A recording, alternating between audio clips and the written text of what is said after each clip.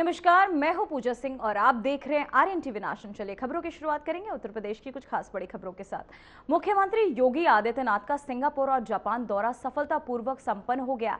इस दौरे के दौरान दोनों देशों से बड़े पैमाने पर एमओयू और निवेश प्रस्ताव प्राप्त हुए, जिससे प्रदेश में लगभग 5 लाख रोजगार सृजित होने की उम्मीद जताई जा रही है। जापान में 90,000 करोड़ के एमओयू और लगभग 1.5 लाख करोड़ के निवेश प्रस्ताव मिले, जबकि सिंगापुर में 60,000 करोड़ के एमओयू और करीब 1 लाख करोड़ के निवेश प्रस्ताव प्राप्त हुए। तो वहीं आपको बताते चले, दौरे को लेकर खास बातें सामने आ रही। मुख्यमंत्री योगी आदित्यनाथ का सिंगापुर और जापान दौरा सफलतापूर्वक संपन्न हो गया है। इस दौरे के दौरान दोनों देशों से बड़े पैमाने पर एमओयू और निवेश प्रस्ताव प्राप्त हुए, जिससे प्रदेश को खासा फायदा मिलने की भी उम्मीद जताई। वहीं आपको ग्राफिक्स के जरिए हम दिखा रहे हैं सिंगापुर दौरे की उपलब्धियां। 60,000 करोड़ के एमओयू पर हस्ताक्षर, 1 लाख करोड़ के निवेश प्रस्ताव, एमआरओ, कार्गो और semiconductor, data centre, logistics, skiing और फिटनेस क्षेत्रों में सहयोग।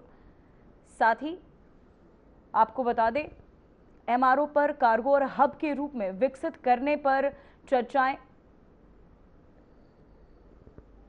शीर्ष नेतृत्व में औद्योगिक और तकनीक साझेदारी पर वार्ता। तो वहीं आपको बता दें, सिंगापुर दौरे में भारत ने कई बड़ी उपलब्धियां हासिल की हैं। भारत और सिंगापुर के बीच 60,000 करोड़ रुपए के एमओयू पर हस्ताक्षर हुए, 1 लाख करोड़ रुपए के निवेश प्रस्ताव सामने आए।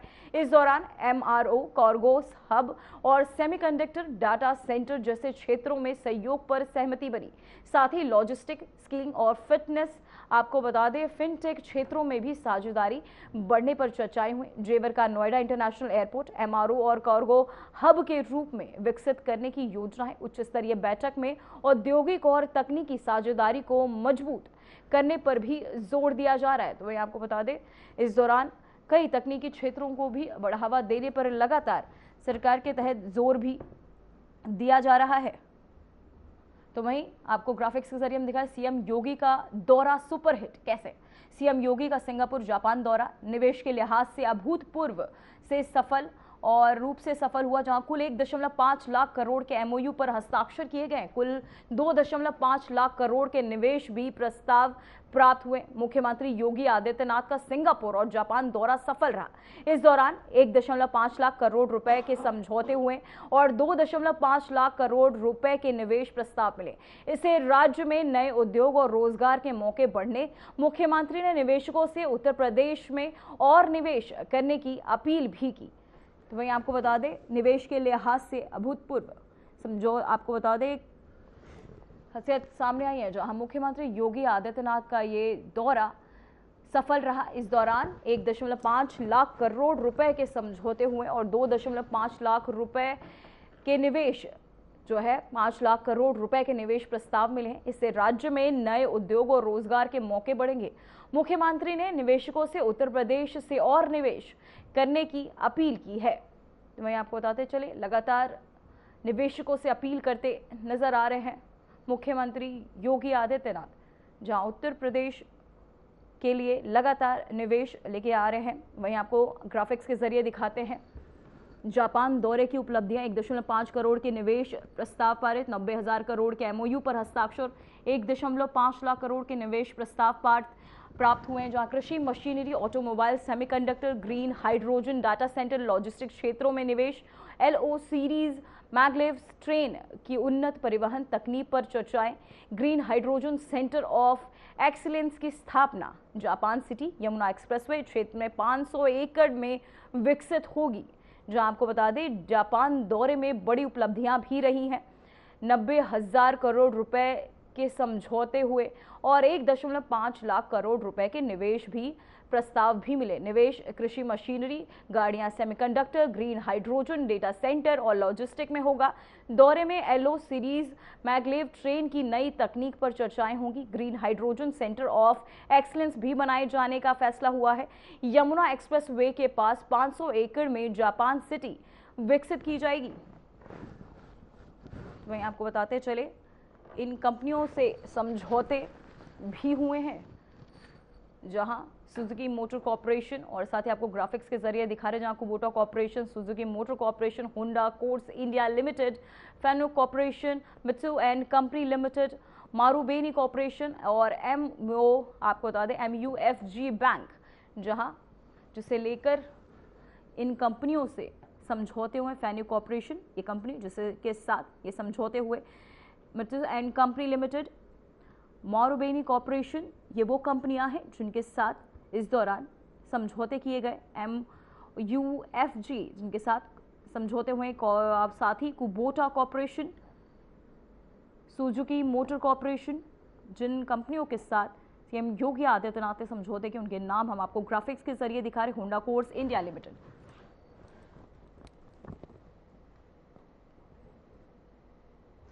तो वहीं मुख्यमंत्री योगी आदित्यनाथ अपने मुख्य सलाहकार और पूर्व IAS अधिकारी अवनीश अवस्थी का कार्यकाल 1 वर्ष के लिए बढ़ा दिया है।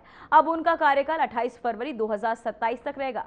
अवनीश अवस्थी को मुख्यमंत्री के सबसे भरोसेमंद और प्रभावशाली सलाहकारों में माना जाता है, जहां उनके अनुभव और प्रशासनिक कौशल से सरकार के महत्वपूर्ण निर्णयों और नीतियों को लागू करने में मदद भी मिलती है। अधिकारियों का कहना है कि उन्हें साथ ही कार्यकाल में वृद्धि से राज्य सरकार के कामकाज में स्थिरता और प्रभावशीलता बनी रहती है। अवनीश अवस्थी का एक कार्यकाल सीएम योगी आदित्यनाथ ने बढ़ा दिया है, जहां आपको बताते चले मुख्यमंत्री योगी आदित्यनाथ का मुख्य सलाहकार भी उन्हें कहा जाता है।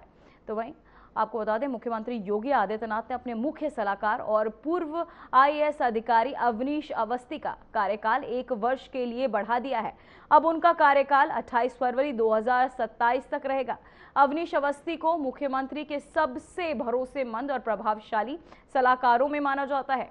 उनके अनुभव और प्रशासनिक कौशल से सरकार के महत्वपूर्ण निर्णयों और नीतियों को लागू करने में मदद मिलती है। अधिकारियों का कहना है कि उनके कार्यकाल में वृद्धि से राज्य सरकार के कामकाज में स्थिरता और प्रभावशीलता बनी रहेगी।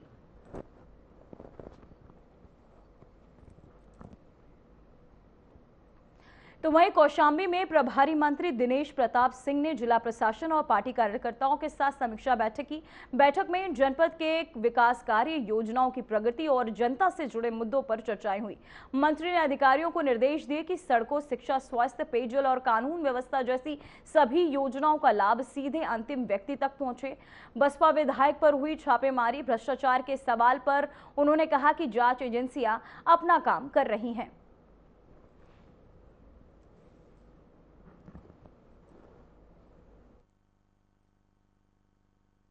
कौशाम्बी जनपद के प्रभारी मंत्री के दायित्व में जो दिए गए हैं उनके बेहतर क्रियान्वयन के लिए हम यहाँ आए हैं और हर महीने लगभग आते रहते हैं।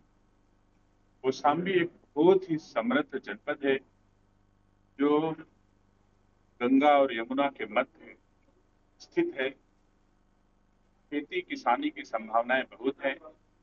हम सब ने मिलकर के खेती किसानी को और बढ़ाने और उपज का मूल्य संवर्धन करने के उद्देश्य से खाद्य प्रसंस्करण इकाइयों की स्थापना करना। सौभाग्य से खाद्य प्रसंस्करण मंत्री के रूप में इस माटी में जन्मे श्री केशव प्रसाद मौर्य जी भी प्रयासरत हैं कि हमारे कौशाम्बी में अधिक से अधिक खाद्य प्रसंस्करण इकाइयों की स्थापना हो, जिससे कौशाम्बी के किसानों का मूल्य संवर्धन हो। इसके भी प्रयास किए गए। नियमित रूप से जो सरकार के द्वारा वित्त पोषित कार्यक्रम होते हैं उनका अनुश्रवण करने की जिम्मेदारी प्रभारी मंत्री की होती है। मैंने देखा है कि हमारे जनपद कौशाम्बी के जिला अधिकारी से लेकर नीचे तक के अधिकारी राज्य सरकार की आशा के अनुरूप संवेदनशील प्रशासन देने में मेहनत कर रहे हैं, परिश्रम कर रहे हैं और बेहतर कौशाम्बी के निर्माण में अपनी अपनी भूमिका का निर्वहन कर रहे हैं। मैं समझता हूँ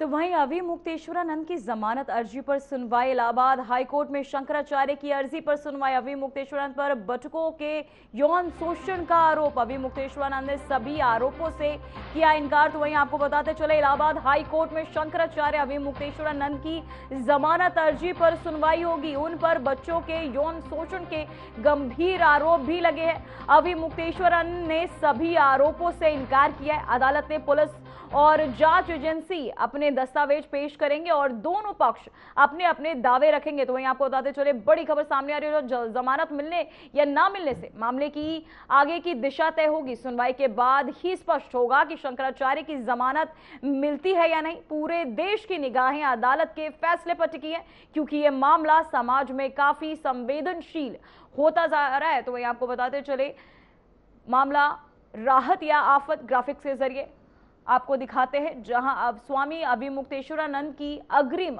जमानत याचिका पर सुनवाई। इलाहाबाद हाईकोर्ट में जस्टिस जितेंद्र कुमार सिन्हा की बेंच में यह सुनवाई होनी है। स्वामी अभिमुक्तेश्वरानंद के खिलाफ पॉस्को एक्ट में दर्ज ये केस, जो आपको बताते चले आरोपों से भड़के शंकराचार्य, जहां उन्होंने इससे इनकार भी किया। शंकराचार्य पर आज फैसला होना है। शंकराचार्य को बेल या जेल, ये फैसले के बाद ही पता चलेगा। जहां आरोपों से भड़के हुए नजर आए शंकराचार्य, जहां आपको बता दें बटकों के यौन शोषण का आरोप उन पर लगा है, जहां दोनों पक्ष अब अपनी अपनी बात कोर्ट के समक्ष रखेंगे। उसके बाद ही ये तस्वीरें जो हैं साफ हो पाएंगी। तो वहीं उत्तर प्रदेश के श्रावस्ती, लखीमपुर खीरी और अंबेडकर नगर में शिक्षक टीआईटी अनिवार्यता के खिलाफ प्रदर्शन कर रहे हैं। टीचर्स फेडरेशन ऑफ इंडिया के नेतृत्व में सैकड़ों शिक्षक बीएसए कार्यालय पर धरना देने और कलेक्टर तक मार्च निकालने के बाद प्रधानमंत्री को ज्ञापन सौंपा। शिक्षक कहते हैं कि 2011 से पहले नियुक्त होने वाले शिक्षकों पर टीईटी लागू करना गलत और अन्यायपूर्ण है। वे पुरानी सेवा शर्तें बनाए रखने और पदोन्नति प्रभावित न होने की मांग कर रहे हैं। वहीं प्रदर्शन शांतिपूर्ण रहा, लेकिन शिक्षकों ने चेतावनी दी कि उनकी मांगें नहीं मानी गई तो आंदोलन और तेज किया जाएगा। तो वहीं शिक्षक टीईटी के खिलाफ ये विरोध प्रदर्शन करते नजर आए, जहां बीएसएफ कार्यालय पर यह धरना भी दिया गया। वहीं आपकी टीवी स्क्रीन पर ये 3 तस्वीरें लखीमपुर खीरी, श्रावस्ती और अंबेडकर नगर से, जहां धरने पर शिक्षकों के खिलाफ, ये टीईटी के खिलाफ ये जो विरोध है वो देखने को मिल रहा है। बीएसएफ कार्यालय पर धरना प्रदर्शन देखने को मिला। पुरानी सेवा शर्तें बनाए रखने को लेकर ये मांग जो है नजर आई। जहां अंबेडकर नगर, लखीमपुर खीरी प्रदर्शन की ये जंग लगातार जारी है। इन 3 जगहों की ये तस्वीरें हम आपको दिखा रहे हैं, श्रावस्ती, अंबेडकर, लखीमपुर खीरी से, जहां प्रदर्शन जंग, जहां शिक्षक टीईटी के खिलाफ विरोध प्रदर्शन, बीएसए कार्यालय पर धरना प्रदर्शन करते नजर आए। पुरानी सेवा शर्तें बनाए रखने की मांग भी की।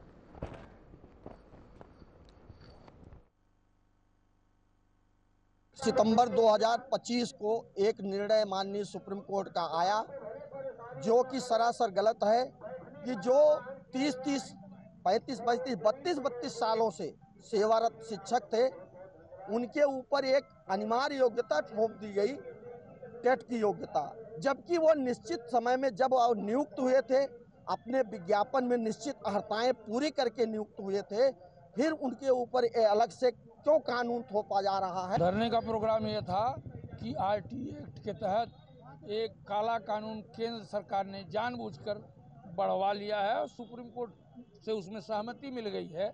वो चाहते हैं कि जो शिक्षक इस समय हैं वो भी टीईटी करें। जो शिक्षक जब भर्ती हुए तो जो भी पात्रता मानदंड से सब पूरा करके भर्ती हुए, और ये बैक डेट से कानून लागू कर रहे हैं, जबकि ऐसा नियमों में कहीं नहीं लिखा हुआ है। ये अध्यापकों के साथ ज्यादती हो रही है। टीईटी अनिवार्यता को लेकर के उत्तर प्रदेश में नहीं बल्कि पूरे भारत में टीचर फेडरेशन ऑफ इंडिया का एक मंच बना है, जिसमें प्राथमिक शिक्षक संघ, जूनियर हाई स्कूल शिक्षक संघ और महिला शिक्षक संघ तीनों एक मंच पर आकर के, और आज दिनांक 26 फरवरी को बीएसए कार्यालय पर 1 बजे से 4 बजे तक धरना दिया गया है। उसके उपरांत माननीय जिलाधिकारी जी के माध्यम से माननीय प्रधानमंत्री भारत सरकार को संबोधित ज्ञापन दिया गया है। यदि हमारी मांगे नहीं मानी जाती हैं, टीईटी अनिवार्यता को समाप्त नहीं किया जाता है भारत सरकार द्वारा, तो हम मार्च के तीसरे सप्ताह में, इसकी डेट होली के बाद प्रदेश मेरा डिसाइड करेगा, हम नई दिल्ली में रामलीला मैदान को भर करके और एक विशाल आंदोलन करने का काम करेंगे और सरकार को जगाने का काम वहीं रामलीला मैदान।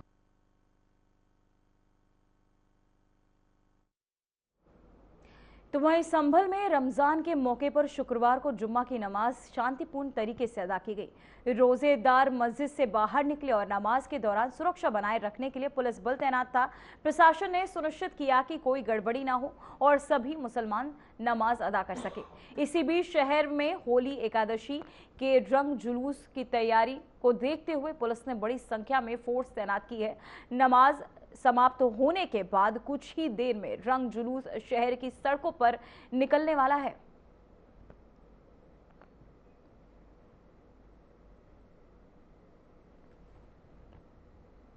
तो वहीं बहराइच के राम गांव में पुलिस हिरासत में राम गोपाल नाम के व्यक्ति की संदिग्ध परिस्थितियों में मौत हो गई। राम गोपाल को नाबालिग से दुष्कर्म के आरोप में पुलिस ने गिरफ्तार किया था। पूछताछ के दौरान उनकी हालत बिगड़ गई और उन्हें अस्पताल में ले जाया गया, जहां डॉक्टरों ने उन्हें मृत घोषित किया। परिजनों ने आरोप लगाया कि पुलिस ने थाने में बेरहमी से पीटा। पुलिस अधीक्षक RN सिंह के निर्देश पर थाना अध्यक्ष गुरुसेन सिंह, सिपाही पवन यादव और अन्य अज्ञात आपको बता दें कर्मियों के खिलाफ मुकदमा दर्ज कर लिया गया है। शव को पोस्टमार्टम के लिए भेज दिया गया है। रिपोर्ट आने के बाद मौत के कारणों का स्पष्ट हो पाएंगे।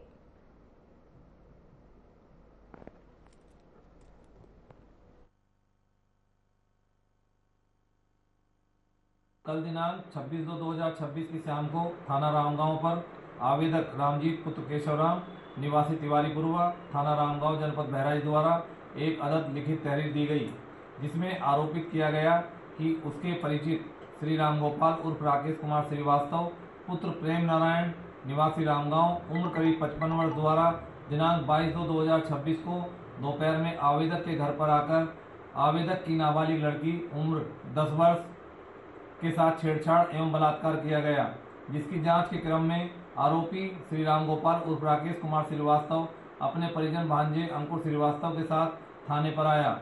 प्राप्त तहरीर के आधार पर मुकदमा अपराध संख्या 59/2026 धारा 74, 333, 351, 3 BNS में 7/8 पॉक्सो एक्ट पंजीकृत किया गया। जांच के क्रम में आरोपी उपरोक्त की अचानक तबीयत बिगड़ने के दृष्टिगत आरोपी को उसके भांजे अंकुर श्रीवास्तव के साथ वरिष्ठ उप निरीक्षक शैलेंद्र कुमार यादव द्वारा तत्काल इलाज हेतु रामगोपाल उपरोक्त को उसके स्वयं के अस्पताल में पहुंचाया गया, जहां प्राथमिक उपचार के बाद उसके परिजनों द्वारा जिला अस्पताल ले जाया गया। इलाज के दौरान आरोपी श्री रामगोपाल उर्फ राकेश कुमार श्रीवास्तव के मृत होने की स्थिति में उसके परिजनों द्वारा अपने घर पर ले जाया गया। रात्रि में मृतक के पुत्र अनिकेत श्रीवास्तव द्वारा दी गई लिखित तहरीर के आधार पर थाना स्थानीय पर मुकदमा अपराध संख्या 60/2026 धारा 103(2) 352 BNS बना।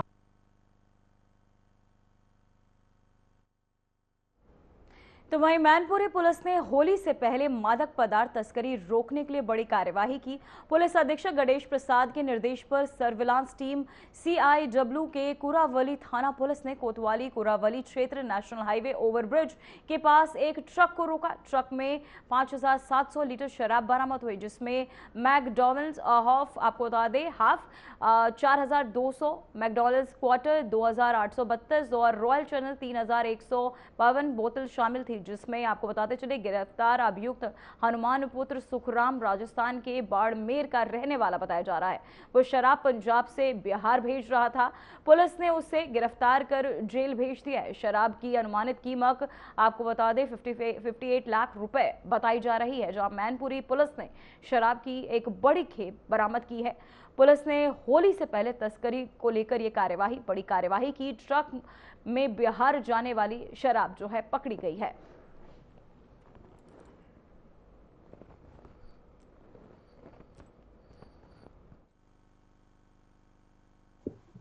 बिहार में की तरफ ही जाने की इसकी प्लानिंग थी। इस सूचना पे सर्विलांस टीम थाना कुरावली की टीम ने संयुक्त रूप से अपने इंटेलिजेंस को विकसित किया और ट्रक को पकड़ा।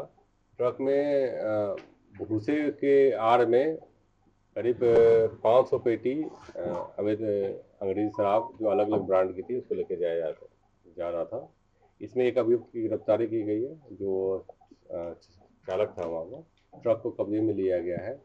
सारी शराब को सीज करके आगे की कार्रवाई की जा रही है जहाँ तक शराब की कीमत की बात है तो ये करीब इसके 58 लाख कीमत के आसपास की बताई जा रही है।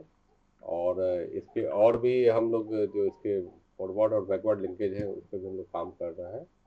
और पूरी टीम ने मेहनत से होली से पहले ये इतनी बड़ी जब्ती की कार्रवाई की है। सर क्या लगता है कि होली का त्योहार नजदीक आ रहा है, क्या उसमें खपत होने के लिए जा रही थी, क्या कुछ पूछताछ में निकल रहा? निश्चित तौर पे जिस तरह इसको छिपा के लेके जा रहे थे तो ये अवैध रूप से हो सकता है कि होली को ही ध्यान में रखते लेके जाया जा रहा हो, लेकिन ये पूरी तरह ये अवैध शराब थी जो पकड़ा गया है।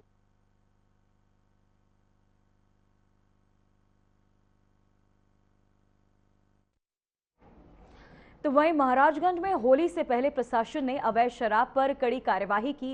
नेतमा तहसील के आपको बता दें सेमर हवा और कजरी मुसहर इलाकों में आबकारी पुलिस और राजस्व की संयुक्त टीम ने छापेमारी की। इस दौरान 6 कुंतल नहन नष्ट किया गया और शराब बनाने की भट्टियां तथा बर्तनों को तहस नहस किया गया। एक अवैध शराब कारोबारी को मौके से ही गिरफ्तार कर जेल भेज दिया गया। प्रशासन ने जंगल और नदी किनारों पर बने गुप्त अड्डों पर निगरानी बढ़ा दी है।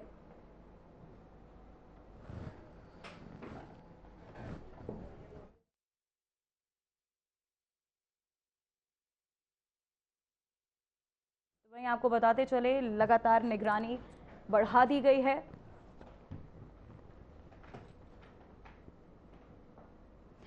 तो वहीं एटा पुलिस ने अवैध शराब के कारोबार पर बड़ी कार्यवाही की। थाना जैतरा पुलिस ने वरिष्ठ पुलिस अधीक्षक श्याम नारायण सिंह के निर्देश में लगभग 1,18,000 रुपए कीमत के 695 लीटर शराब जब्त की है। वहीं कार्यवाही में क्षेत्र अधिकारी अलीगंज राजेश कुमार, नायब तहसीलदार हिमांशु पांडे और थाना अध्यक्ष रितेश ठाकुर मौजूद थे। न्यायालय के आदेश अनुसार जब्त शराब को जेसीबी से खोदे गए गड्ढे में डालकर नष्ट किया गया। इस कार्यवाही से शराब माफियाओं में हड़कंप मच गया और पुलिस ने संदेश साफ दिया है कि अवैध शराब पर कड़ी कार्यवाही की जाएगी।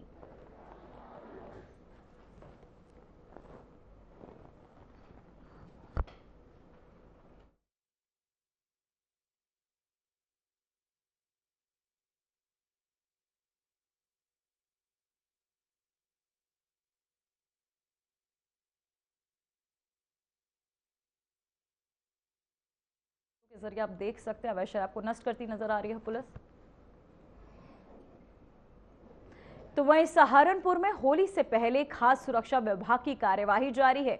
कमेरा कॉलोनी में एक पनीर फैक्ट्री में मिलावटी पनीर बनाने का खुलासा हुआ है। मौके से 20 कुंतल दूध और 5 कुंतल पनीर जब्त किए गए। फैक्ट्री में साफ सफाई का कोई ध्यान नहीं था और कर्मचारियों को फटकार लगाई गई। मालिक फरमान मौके पर नहीं मिले। खाद्य आयुक्त मनोज कुमार वर्मा ने बताया कि नमूने जांच के लिए भेजे गए। उन्होंने चेताया कि रंग बिरंगी कचरी और मिलावटी खाने से बचे क्योंकि ये सेहत के लिए हानिकारक है।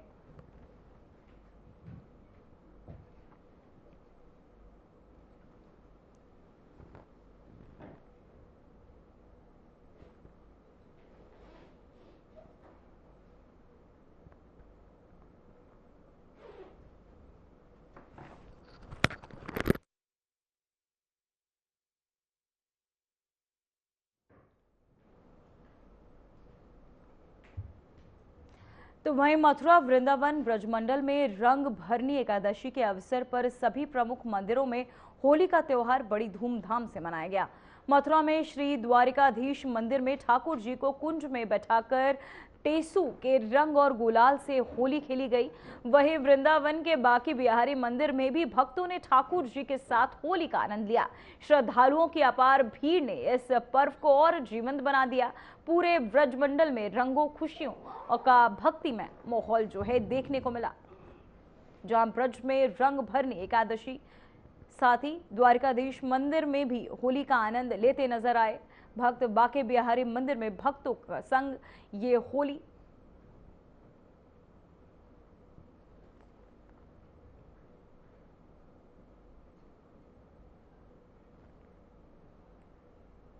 फिलहाल उत्तर प्रदेश की खबरों में इतना ही। देखते रहिए आरएन टीवी नेशनल। मुझे दीजिए इजाजत। नमस्कार।